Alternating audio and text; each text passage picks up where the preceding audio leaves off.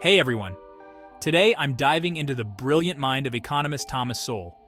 We're unpacking his thoughts on one of his most compelling works, Discrimination and Disparities. So, who is Thomas Sowell? If you haven't heard of him yet, you're in for a treat.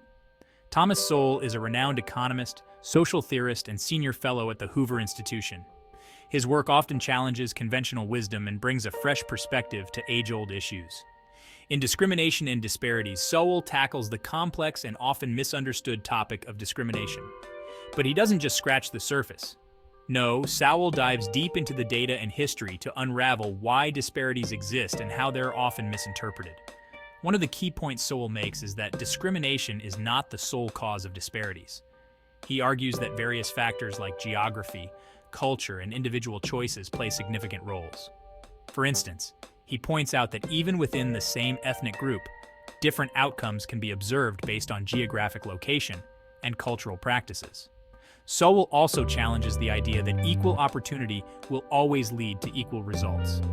He uses historical examples and empirical data to show that disparities have existed throughout history and across different societies, regardless of the level of discrimination. This doesn't mean discrimination isn't a problem, but it's not the only problem. Another fascinating aspect of the book is Sowell's discussion on the concept of discrimination itself. He differentiates between discrimination 1, making decisions based on relevant information, and discrimination 2, making decisions based on irrelevant factors like race or gender. This distinction is crucial because it shows how some forms of discrimination can actually be rational and necessary, while others are harmful and unjust. What I love about this book is Sowell's ability to present complex ideas in a clear and accessible way. He doesn't just throw numbers at you. He tells stories, provides historical context, and makes you think critically about issues that are often taken at face value. In conclusion, Discrimination and Disparities is a must-read for anyone interested in understanding the nuances of discrimination and the factors that contribute to social and economic disparities. Sowell's insights challenge us to look beyond the headlines and question our assumptions. Whether you agree with him or not, his work is sure to spark thoughtful discussion and deeper understanding. Thanks for tuning in, book lovers. If you enjoyed this review, don't forget to like, share, and subscribe for more insightful book reviews. Catch you in the next one.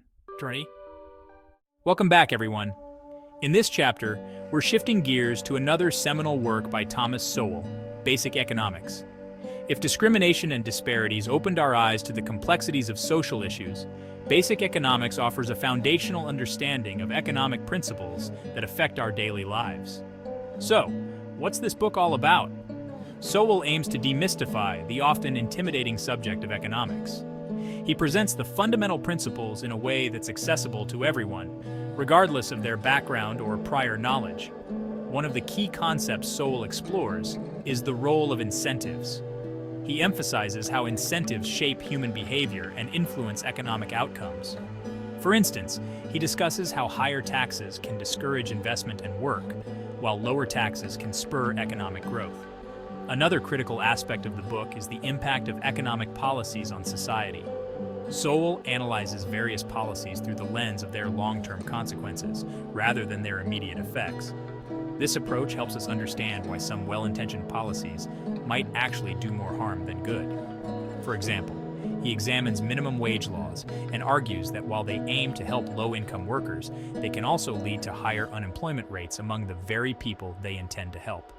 Sowell also delves into the concept of trade-offs. He explains that every economic decision involves a cost, and understanding these trade-offs is crucial for making informed decisions.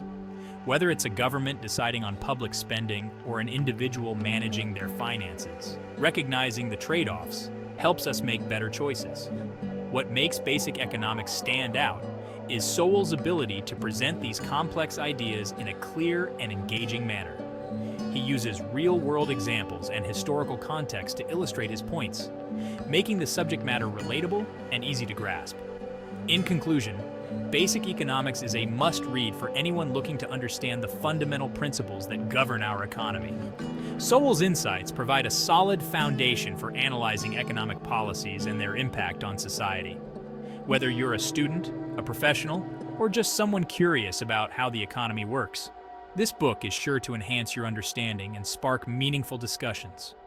Thanks for joining us on this journey through Thomas Sowell's works. If you found this review insightful, don't forget to like, share, and subscribe for more in-depth book reviews. Until next time, stay curious and keep exploring. Welcome back, everyone.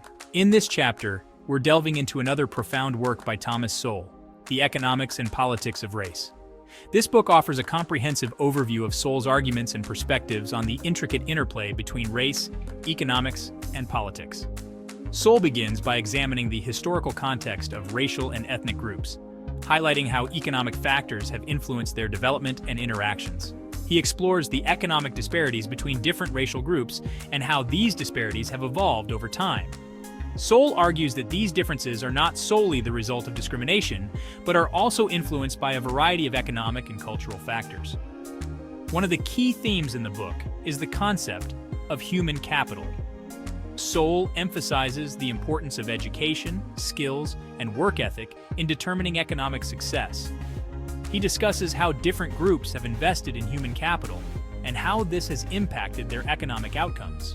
For example, he analyzes the success of immigrant groups who have prioritized education and hard work, leading to significant economic advancement. Sowell also tackles the role of government policies in shaping economic outcomes for different racial groups. He critiques policies that, while well-intentioned, often have unintended negative consequences. For instance, he examines affirmative action policies and argues that they can lead to mismatches in educational and employment opportunities, ultimately harming the very groups they aim to help. Another critical aspect of the book is the analysis of cultural factors. Sowell explores how cultural attitudes towards work, education, and family can influence economic success. He provides examples of how certain cultural traits have contributed to the economic advancement of specific groups, while others have hindered progress. Throughout the book, Sowell uses a wealth of data and historical examples to support his arguments. He presents a nuanced view of the complex relationship between race, economics, and politics, challenging simplistic explanations and encouraging readers to think critically about these issues. In conclusion, The Economics and Politics of Race is a thought-provoking and insightful work that sheds light on the multifaceted nature of racial and economic disparities. Sowell's rigorous analysis and compelling arguments provide a deeper understanding of the factors that shape economic outcomes for different racial groups. Whether you're a student, a professional, or simply interested in the intersection of race and economics, this book is sure to offer valuable insights and spark meaningful discussions. Thank you for joining us on this journey through Thomas Sowell's works. If you found this review insightful,